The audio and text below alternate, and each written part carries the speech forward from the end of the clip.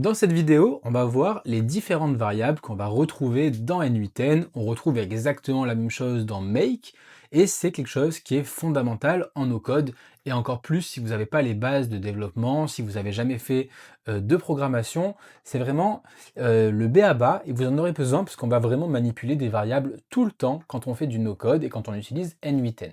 Première chose, je vous ai fait des notes à chaque fois, comme ça vous pourrez retrouver tout ce qu'on voit dans la vidéo. Donc il existe différents types de variables, on va les voir directement dans ce module. Donc, je vous ai marqué nom, nombre, booléen, tableau, objet et tableau d'objet. Première étape, on va toujours en fait recevoir un input et avoir un output. Là, il se trouve qu'on fait un edit field et qu'on commence directement par ça, donc on n'a pas d'input. On va exécuter le step pour voir ce qui se passe et pour voir ce qu'on a en sortie. Vous avez plusieurs façons de présenter, donc on a schéma, table ou JSON. Table, c'est pas top. Moi, je vous conseille de regarder schéma ou JSON. JSON, c'est un format que vous allez retrouver tout le temps dans N8N, tout le temps dans les API, etc. Donc apprenez à lire le JSON. Le JSON qui est assez simple à lire avec notamment des accolades. On va voir un petit peu tout ce qui se passe. Donc on a marqué la première donnée qui est le nom et j'ai marqué Romain. Donc on va regarder en schéma, ce sera peut-être plus simple pour vous pour comprendre dans un premier temps. Donc on a bien nom Romain et là c'est une donnée en string, c'est-à-dire du texte, c'est de la chaîne de caractères. Ensuite, on a le nombre avec le format number, et là, c'est forcément un nombre, 5, 10, 25, peu importe, c'est du nombre. Ensuite, on a boolean. Boolean, c'est tu sais, est-ce que c'est vrai ou est-ce que c'est faux? Donc là, comme vous voyez, on peut sélectionner seulement true or false. Un array, il s'agit d'un tableau qu'on retrouve entre crochets et on a plusieurs éléments. Comme vous voyez ici, tableau 0, tableau 1, tableau 2, on a la donnée 0, donc la première, la deuxième, la troisième, pomme, banane, cerise. On a fait un tableau. Ensuite, on a des objets. Un objet, c'est, si on regarde ici, vous voyez, prénom romain, âge 32, majeur true, donc ça veut dire vrai. Comme vous voyez, lorsqu'il s'agit de nombre ou de booléen, on ne met pas entre guillemets, alors que pour des chaînes de caractères, on va mettre entre guillemets. C'est très important de comprendre ça et de le retenir. Ensuite, un objet, en fait, c'est plusieurs clés. Donc on a prénom égale romain, âge égale 32, majeur égale vrai. Les objets, c'est quelque chose de fondamental, c'est ce que vous allez retrouver en même chose en JSON, avec les objets JSON, et ce sera le même format de présentation, toujours ce format-là. Et ensuite, on peut avoir des tableaux d'objets.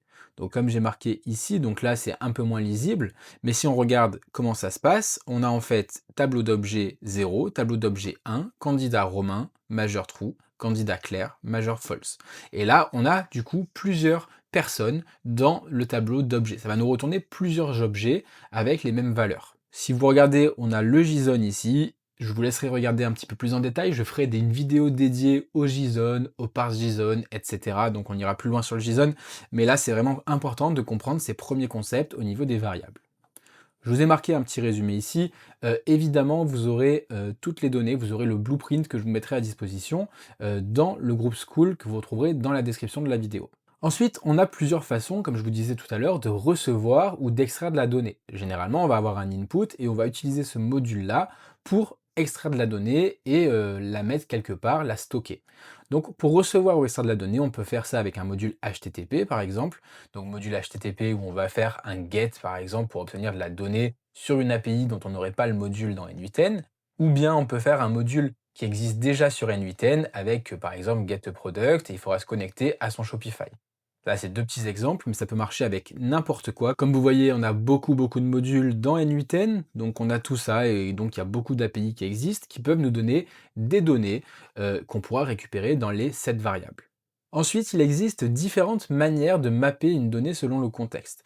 Je vous ai marqué le résumé ici, on va d'abord voir dans les modules ce qui se passe, et au moins vous pourrez avoir l'information pour le retenir par la suite. On a fait un petit exemple où en fait on va aller chercher de la donnée dans une feuille YouTube. Donc on a un YouTube thumbnail, c'est le nom, avec des titres de vidéos, et en gros j'ai mis 3 titres différents pour 3 exemples. On va exécuter, et là on voit qu'il sort row number, donc le numéro de la ligne, et titre vidéo, WhatsApp et N8N. Si on va dans le JSON, et c'est là où ça prend tout son intérêt, c'est qu'on va voir le row number numéro 2, 3 et 4. Donc là, row number numéro 2, numéro 3, numéro 4. Ça c'est important de comprendre, parce qu'on va pouvoir aller chercher par exemple la donnée du numéro 3 seulement. Ensuite, on va se rendre dans notre edit field, et là on va pouvoir mapper les données. Donc pour mapper les données, c'est simple, vous avez juste à les déplacer comme ça. Par exemple, ici, comme vous voyez, on a fait un JSON titre de vidéo pour récupérer. Et quand on passe la souris par-dessus, on voit que ça apparaît bien le résultat. Donc là, on voit JSON petite vidéo, ça va aller chercher celui-ci, qui est le row number 2, donc la première donnée qu'on a. Donc ça, c'est bien, c'est pour mapper avec l'input. Mais le problème, c'est que si par la suite, vous bougez en fait vos modules, et admettons qu'ici, ben, vous mettez un module entre les deux, ça va plus fonctionner. Parce que là, on va aller chercher la donnée qui provient du module précédent en input. Donc c'est pas une bonne habitude de faire directement du mapping de cette manière, parce que vous allez perdre de la donnée en route. Comment faire? Il y a une formule qui existe, c'est celle-ci, je vous l'ai marquée. Donc on va marquer node, ensuite on va prendre le nom qu'on veut du module, donc là c'est getRowInSheet. Évidemment, on aurait pu le renommer ici pour plus de clarté, on aurait pu l'appeler par exemple récupération titre. Ok. Ensuite, .json, et ensuite, qu'est-ce qu'on veut mapper comme élément? Ici, c'est titre vidéo, donc c'est bien le nom que l'on veut ici. Et c'est le nom en fait qui correspond au nom de la colonne.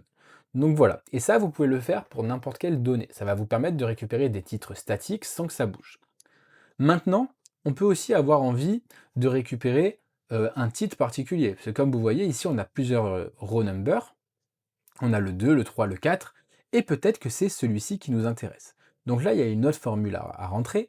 Évidemment, les formules, vous n'êtes pas obligé de les savoir aujourd'hui. Vous pouvez demander à ChatGPT et il va vous les donner. Donc c'est vraiment de comprendre ce qu'on fait. Donc là, on va chercher l'item getRowInSheet. Donc getRowInSheet, c'est bien le module getRowInSheet. On veut la donnée numéro 1.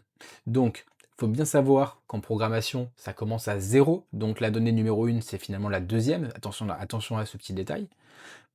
.json, et après entre crochets, titre vidéo, qui est le nom que l'on désire.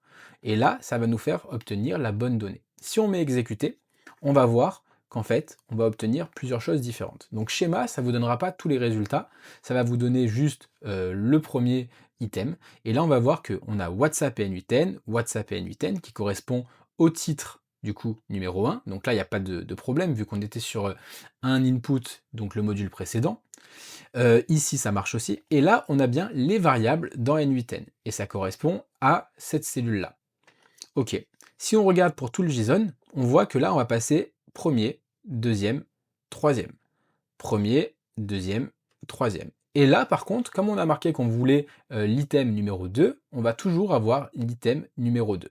Je vous ai fait un petit cas de démonstration en rajoutant ici un edit field supplémentaire. Donc on a mis un edit field entre les deux. Et là, vous allez voir ce qui se passe, c'est que ici, le JSON titre vidéo ne marche plus parce qu'on se base sur l'ancien input. Et donc vous voyez, on a bien nul, nul, nul, alors que la donnée reste ici quand on a mis la bonne formule. Donc c'est pour ça que c'est très important de comprendre ça. Enfin, on va pouvoir transformer dynamiquement les données. Et c'est tout l'intérêt en fait d'avoir des données pour pouvoir faire des formules, etc. Pareil, je les ai récapitulées ici. Et là, on va simplement récupérer les mêmes données que tout à l'heure, celles qu'on avait rentrées manuellement. Et on va faire des opérations dessus. On arrive dans l'onglet Transformation. Donc là, on va exécuter le previous node, donc c'est-à-dire tout ce qu'on a avant, et on va pouvoir faire plusieurs choses. Donc modifier nom, bonjour, JSON nom. Donc là, très simple, on ne s'est pas embêté à ne pas prendre l'input, c'est pour l'exemple. Donc on prend ça, et comme vous voyez, on va simplement mettre bonjour, JSON nom. Donc là, bonjour Romain. Ensuite, mettre le nom en majuscule. On a une formule qui existe qui est toUppercase. Donc là, en fait, on va aller sélectionner JSON.nom, toujours pareil parce qu'on ne s'embête pas à ne pas prendre l'input, sinon il faudrait prendre l'autre formule, .toUppercase. Et comme vous voyez, ça va passer en majuscule. Là, pareil, on va ajouter un nombre, donc plus 10. Là, on va extraire la valeur 2 du tableau. Là, on va afficher le prénom contenu dans l'objet objet, c'est-à-dire cet objet ici, json.objet.prénom. Là, on va lister les noms des candidats du tableau d'objets. Donc, on va aller prendre le tableau d'objets, mapper i égale candidat. Donc, dans le tableau d'objets, on a i égale candidat. Et on va join avec une virgule. C'est-à-dire qu'on va avoir Romain, virgule Claire. On va les joindre pour lister les noms. Et c'est nous qui demandons de mettre une virgule suivie d'un espace. C'est marqué ici. On aurait pu marquer, par exemple, point avec un espace. Et on aurait eu Romain, point, espace Claire. Ok. Ensuite, construire une phrase avec prénom plus âge à partir de objet. Donc ici, JSON object prénom, on va aller chercher dans l'objet le prénom, à JSON object âge en.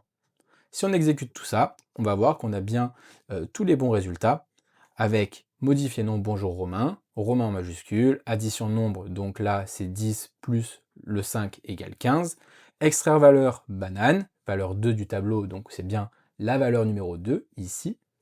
Afficher le prénom contenu dans l'objet objet, ben, c'était bien Romain. Et lister les noms, donc ça c'est ce qu'on a vu, Romain virgule Claire, et construire une phrase, Romain a 32 ans. Voilà au niveau des variables, c'est vraiment quelque chose d'hyper important parce que vous en avoir besoin tout le temps. C'est-à-dire qu'en travaillant avec des API, vous allez recevoir des données, vous allez recevoir des variables, vous allez travailler avec des tableaux en JSON, vous allez fournir du JSON. Donc c'est vraiment fondamental de maîtriser tout ce qu'on a vu dans cette vidéo. N'hésitez pas, comme d'habitude, si vous avez des questions, je réponds à tout le monde. Je vous dis à très vite, c'était Romain. Ciao!